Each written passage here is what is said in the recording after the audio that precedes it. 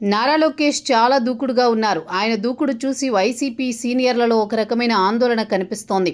ఆయన వ్యవహరిస్తోన్న తీరు, పార్టీలో పెంచుకున్న పట్టు, ప్రభుత్వంలో కీలక పాత్ర, కేంద్ర పెద్దలతో సఖ్యత, పెట్టుబడులను తీసుకురావడంలో చూపుతోన్న చొరవ చూసి ఆశ్చర్యపోతున్నారు. పైగా చంద్రబాబులా వెనక్కి తగ్గే పరిస్థితి లేదు లోకేష్ దగ్గర. ఒక పద్ధతి ప్రకారం ముందుకెళ్తోన్న తీరు వారిలో ఓ రకమైన ఆలోచన తెచ్చినట్లు తెలుస్తోంది. అందుకే జగన్ గారు తీవ్రస్థాయిలో హెచ్చరించినట్లు సమాచారం. ఇప్పుడు గానీ లోకేష్ను నియంత్రించకపోతే భవిష్యత్తులో ఆయన్ను ఆపలేమని ఎక్కువ మంది అభిప్రాయపడుతున్నారు.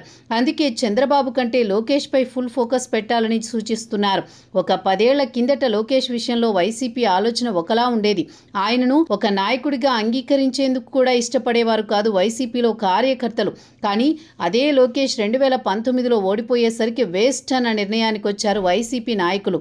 అయితే 5 ఏళ్ల అనుమానాలు, అవహేళనలు ఓ గుణపాఠాలుగా మార్చుకున్నారు. తనను తాను తీర్చిదిద్దుకున్నారు. తనదైన శైలిలో రాజకీయ పోరాటం చేశారు. కూటమి అధికారంలోకి రావడంతో ప్రభుత్వంలో క్రియాశీలక పాత్ర పోషిస్తున్నారు. టీడీపీకి వర్కింగ్ ప్రెసిడెంట్ అయ్యారు. మంత్రిగా మంచి మార్కులు, పాలనాపరంగా అడ్మినిస్ట్రేటర్ అనే గుర్తింపు, పార్టీపై పట్టు పెంచుకున్నారు. ఆపై కేంద్ర పెద్దలతో సఖ్యతగా మెలుగుతూ జాతీయ స్థాయిలో సైతం తన ప్రాబల్యం పెంచుకున్నారు. దూకుడు కలిగిన వైసీపీ నేతలను ఎదుర్కోవడంలో తనదైన రాజకీయాన్ని చూపించారు. కేసులతో పాటు అరెస్టుల విషయంలో లోకేష్ పాత్ర ఉందన్నది బహిరంగ రహస్యం.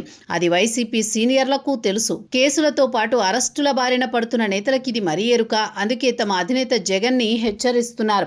లోకేష్ ని విడిచిపెడితే ముందు ముందు ఇబ్బందికరమే అని.